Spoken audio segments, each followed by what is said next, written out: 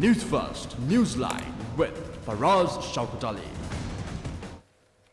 And a very good morning to you. This is Newsline, live as always from the Newsfirst studios in Dawson Street in Colombo.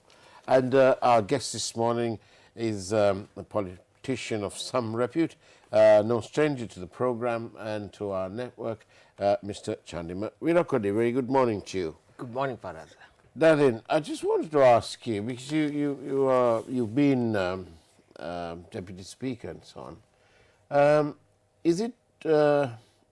do ministers, do they turn up before parliamentary committees like COPE and so on?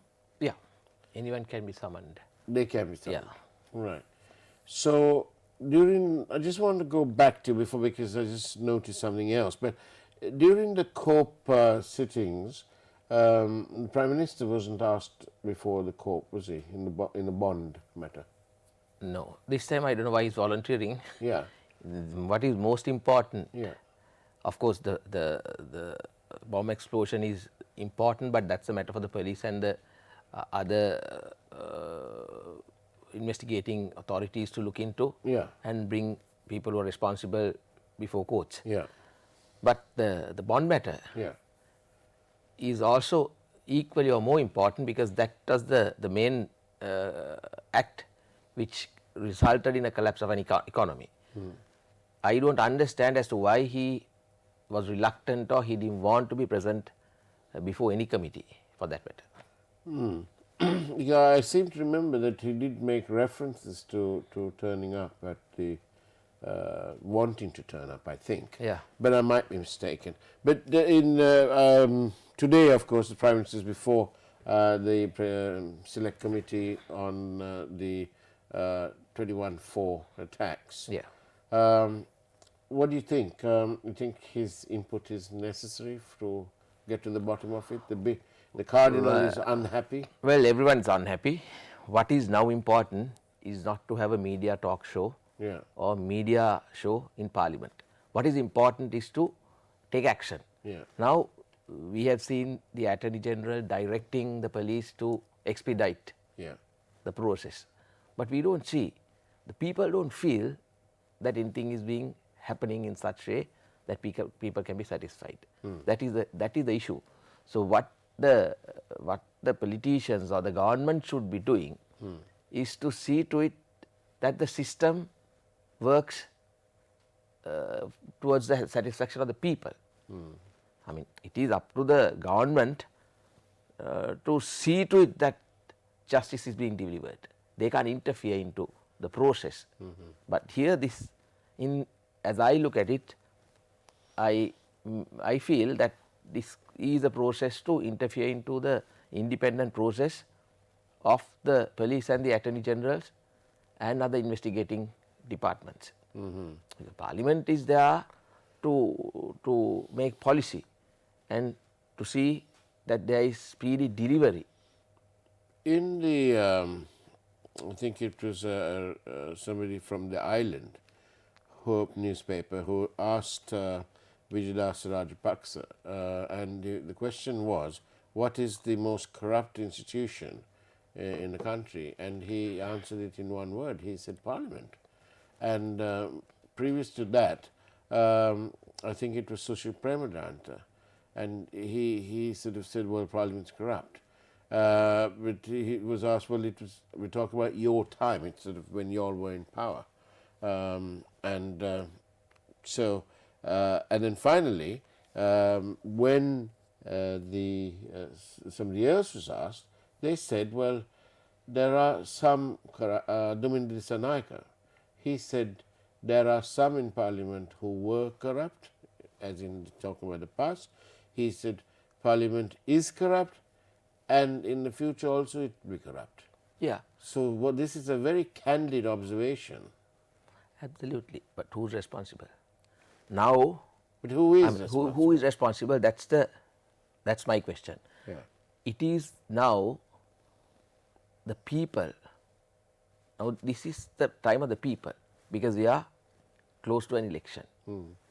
If people don't look at things right, if people don't get together and elect people of repute, this is going to continue, as you said. I mean, Parliament, of course, has been corrupt, but it doesn't mean that we cannot function without a Parliament. There are corrupt members, but it doesn't mean that we cannot, like some people say, all 225 must be taken off. But there will be another 225.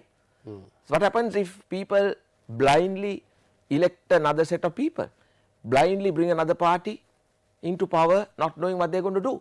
So it is, for us, people to date don't question from any party or alliance as to what their policies are going to be for the future government. But how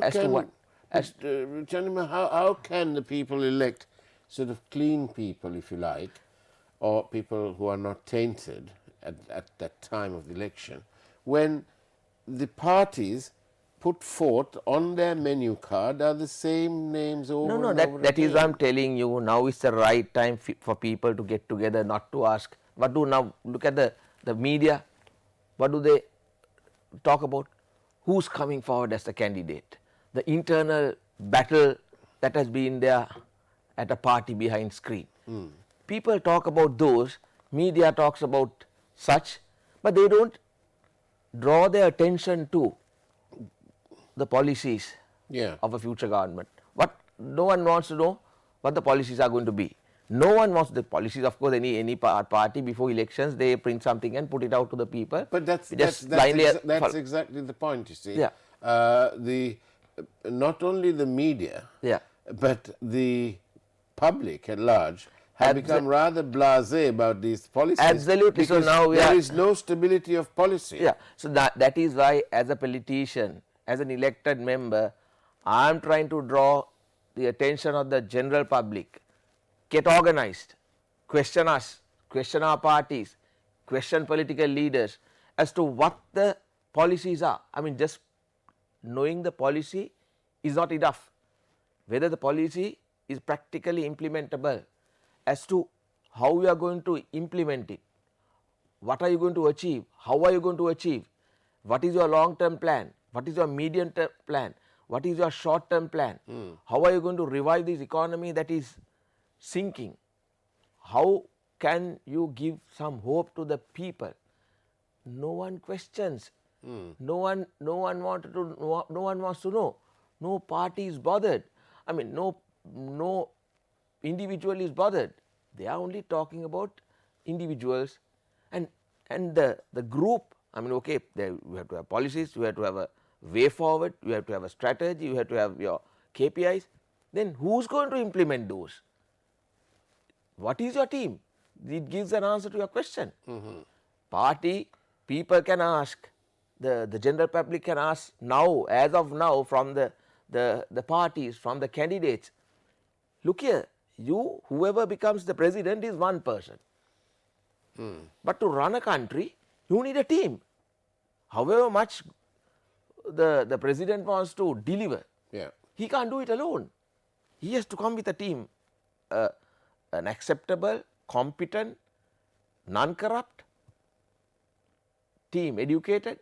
I mean, I don't say educated means all will have to be like with degrees or high educational qualifications. People of repute, people who are practical, people who can deliver, people who are trustworthy, people who are acceptable. Name a team together with policies. Where, in which forum, in which media have you raised that voice or opinion? That has not been done in this country. But finally, after a party comes into power, they start governing. When whoever comes and starts robbing, you will highlight, okay, this guy is robbing this. We have to do that anyway.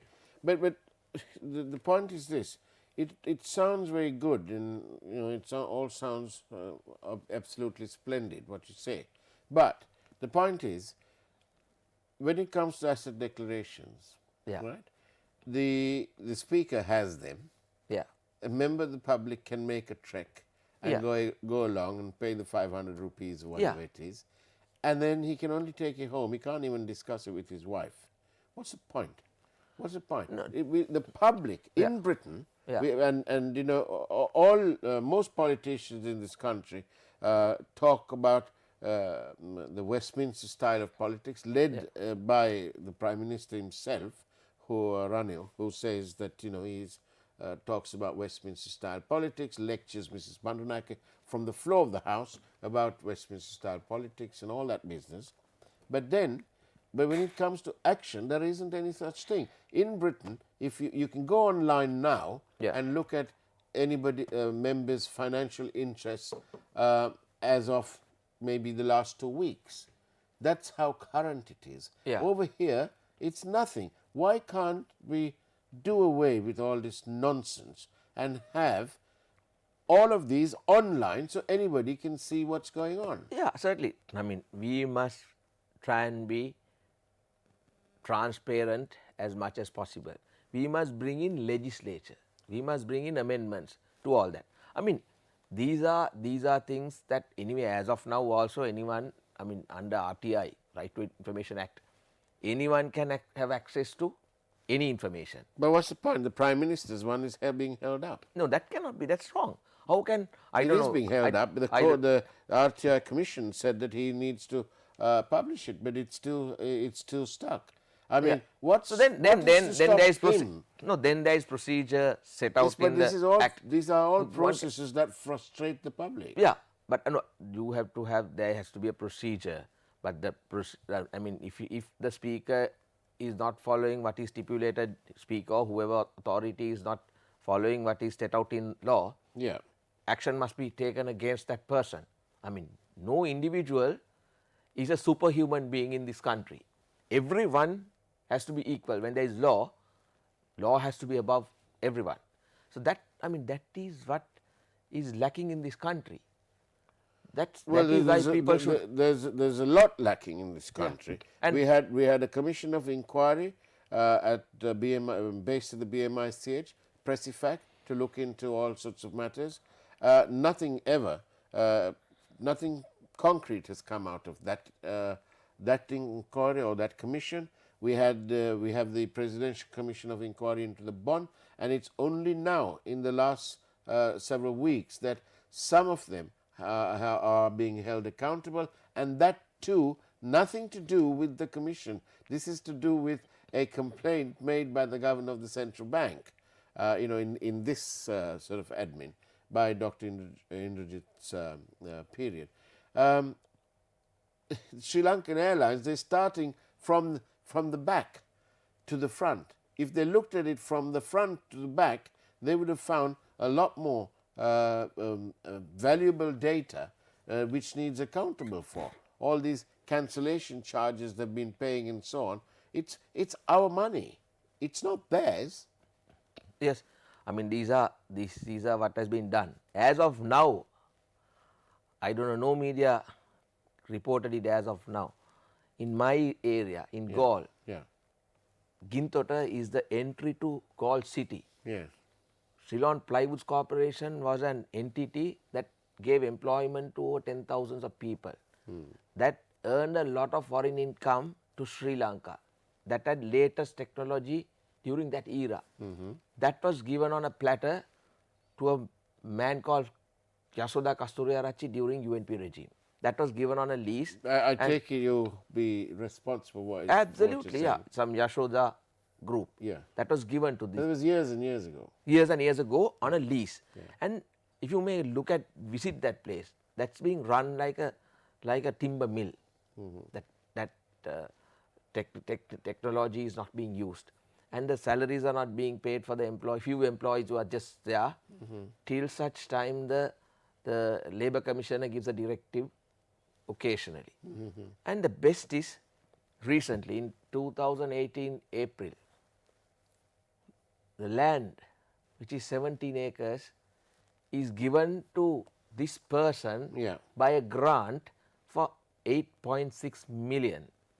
8.6 million, he gets 17 acres plus buildings, machinery with a large number of trees like jack trees, where timber value is very high.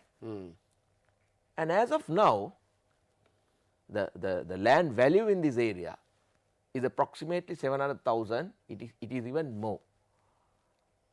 Now, this person is planning to block this out and sell as if it is his own private property. Isn't this a daylight robbery? So what can you do? What can you do as the local No, as people's no, representative? as people's representative, we are bringing this to the light of the general public. People are agitated, and I have already informed the president also Right. through Mr. Mahinda Amaraveera. I told him to inform the president, and I will take it up in parliament as well. I mean, can this type of thing happen in this country? Well, obviously It is. it's happening. It's happening, and look at the if you But nobody, Mr. Veerakodi, appears to be doing their job and delivering. I want to bring you into sort of more current affairs at the moment. Yeah. And I just want to say that I don't know what our foreign ministry is doing. They certainly don't seem to be on the ball. As you know, there were 2 shootings, mass shootings in the United States a day before yesterday. And they were very concerning. It was so concerning that I was prompted to write to our foreign minister in Colombo and ask him to declare a travel warning to people from Sri Lanka who may wish to travel to mainland USA. And this is not some sort of joke, because the US is a vast place, and there are many Sri Lankan students, apart from other Sri Lankans, including economic refugees. But all these people are at risk, and I think it's incumbent on our foreign minister to declare some form of travel advisory against the United States. Why is it that only bad things are only highlighted in countries such as ours? If you remember, after the 21st of April attacks, there were travel warnings, and our economy reduced to virtually zero. Still struggling, people still struggling, the industry still struggling, and various rules in our country means that we can't get back on our feet straight away. So I'll be interested in our foreign minister replying to us, to me, and to find out what he intends doing about issuing a travel advisory. before you go to that level Yeah. as a country, our foreign ministry should be able to maintain relationship with other countries for the benefit of our country. Yeah. Had we been maintaining such relationship, we would not have been suffering as a nation, as an economy, as of now. We only talk. What did this government do just as they came to power? But They antagonized China, Yes. and because China was the country that was investing money in Sri Lanka, antagonized them. And then they started antagonizing other countries as well. As of now, But if you talk about antagonizing, yeah, then the Rajapaksa administration are the masters of that. No, no, Because they they did it. antagonize much of the world. No, they did it, and as a result of that, they were defeated. Yeah. Then these people were brought back to govern. Yes. What did they do? They failed in such miserable way. This country doesn't have a single friend to give a hand, and whoever who comes to Sri Lanka to help, Yeah. they come with an ulterior motive. And we are now trying to convert Sri Lanka as a battlefield of the superpowers. Is it finally who's going to suffer? We must maintain our non-aligned policy and maintain friendship with all the countries. Instead of making this strategic location as a platform for these people to fight with each other. On Newsline, we encourage our listeners, our viewers, to send us questions, and we've got several already. Thank you very much. One of them says that perhaps I should send a copy of my letter to the Foreign Minister to the US Ambassador. I think it's a good suggestion. I should do that this morning. Another one. And as it is, if you send that letter, they might say, thank you very much. Yeah. We don't want single Sri Lankan travelling to our soil. Well, that's fine then, Yeah. you know, but at least if they say that. Another question here. This is directed to you. Please ask him whether appointment of defeated candidates on the national list and crossovers after elections contribute to corruption. It certainly, I mean, candidate who is defeated should not be appointed to Parliament, as I personally believe. But it's so unfortunate, if you may look at our constitution, it provides for such people to be elected. According to Sri Lankan constitution, those who have been on the national list or those who have contested parliamentary election can be appointed as national list members. Yeah. So, it gives, I mean, you must first of all bring an amendment to the constitution and shut that opportunity out, rather the option out. So, corruption, as I told you, I mean, we must not be looking at these plasters. This is the time for the people, I repeat. Now, civil society, people get together, question the candidates, the parties, alliances, and there are now, we are talking about alliances. These alliances come into force only for facing elections. There is no concrete structure. If it's an alliance, that alliance has to be registered with the election commissioner. That should have a constitution, where according to which they will not right, yes. that they will not be able to depart at any moment. You get together, show your face as if you are together, get people to vote for you, and after people vote, they disperse. I want to they ask depart. I want to ask you this question in the same lines, and as we're coming towards the end, we've got about another 7 minutes or so left. I want to ask you this: what's so secretive about the presidential candidate? And both sides are guilty of this. There's Mahinda Rajapaksa, who's not an official member of the SLPP, because if he was, he wouldn't be able to be the leader of the opposition, would he? Then he's not a member of that party. He's not even the leader of the party. To begin with, he's not a member. And yet, that party membership is very happily saying, well, whoever Mahinda says will be the candidate. That's on the one side. Come up to the UNP. No, but may I correct it? Yes. Now, this anti-UNP group is in the process of forming an alliance led by former President Mahinda Rajapaksa. Yeah. That process is going on. So, probably in such circumstances, the group that is against Ranil expects him to take the leadership.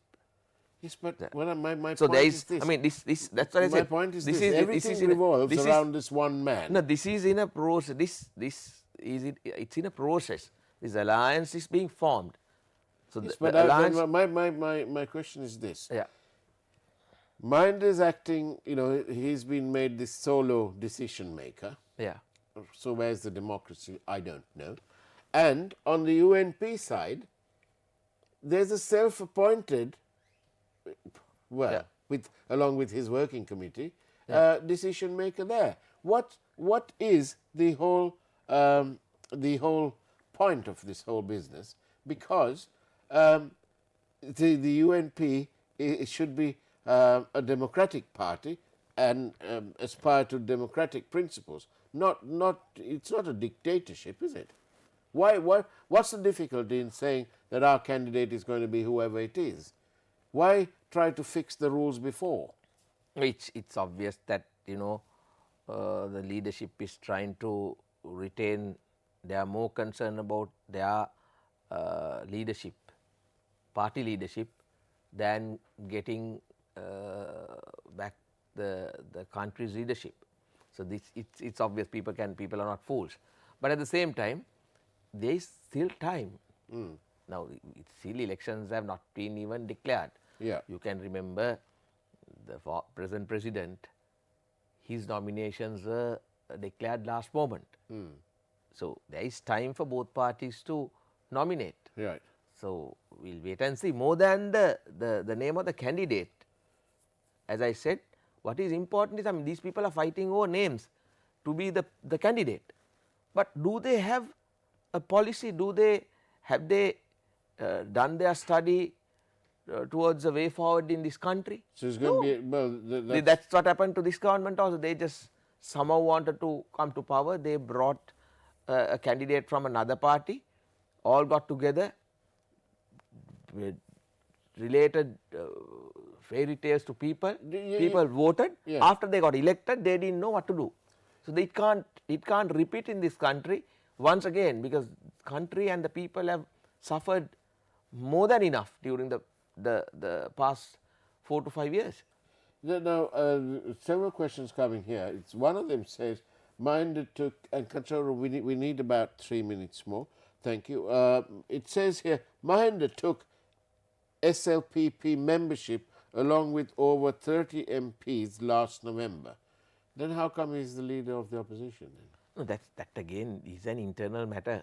So long as SLFP wants don't complain, and SLFP is of the view that he continues as a member of SLFP, that's not a matter for, I mean, these are not big things to be discussed about. Okay. We are not talking about, we are not drawing our attention to the real issues in this country. So it is up to the, I request these type of topics are good for us as politicians to get away from the real issues in this country. Right. Why don't we concentrate on real issues and question us as to what the policies are? Right. Well, there are several questions surrounding this business. One of them says to me this morning while I was driving to work, I wanted to ask what your diary is like on Sunday. What will you be doing on Sunday? Well, Sunday is yet to come. Yes. What are you doing? We will be doing. Does your phone give you? Have you got an electronic diary on your phone? Yeah, we'll have a lot of important, interesting things happening. Let's wait and see. We will do things. It happens to be the 11th. Yeah, 11th will be an important day for this country. Right. So we'll hope for the best. Important day for one member of the family, one family. No. There are families in this country, there are families in other countries. There had been successors from families if you go back in the history. So we don't. But what are you doing on the 11th? No, 11th we'll be all engaged in activity. Will you be there? We will be all engaged in activity to do our best to this country. So we wait, there is time. There will be announcements, there will be decisions that will benefit this country. And like I said, question about the policies, how we are going to implement, with whom we are going to implement those. As we've come to the end of it, I must take this as the last question. It's actually a good statement. And it's what we in Sri Lanka would call a pucker analysis of this whole issue. And this is a regular viewer. I won't identify the person, but it's wonderful. It shows how well, it is reflective of how well the public understand what's going on. And here you go. It says here, will Uncle Sam create a problem so that elections will not be held, so that this corrupt lot can continue? That viewer has got it spot on. Yeah. Because it's so strange, isn't it, how various countries come in here and give us money, and at various they pretend they pretend to give us money. Much of it goes back anyway. Absolutely. But this viewer is and very, people very fear, reflective. Yeah, this is not his own personal opinion. That's how people look at this government as of now, because they're fed up, and there was an attempt to change this government. We missed it. People missed it. So people, and elections have been postponed. They feel that the presidential election will also be postponed. I mean, he's right in thinking like that. It might be a she. Yeah, whoever, I mean, is a reasonable person. Indeed. It can occur in the minds of any reasonable person in this country when you look at the way this government is being run as an outsider. As always, Chandamavira Kudi, thank you very much for being on our program. Many more messages which I've been unable to take, but thank you very much for your messages. And if you feel strongly, why don't you write to the Minister of Foreign Affairs asking whether the United States is a safe place to travel to? And if he doesn't think so, why doesn't he put together a travel advisory? On that note, thank you very much for watching Newsline. Take care. Have an excellent week ahead of you. And of course, God bless. Thank you, Faraz.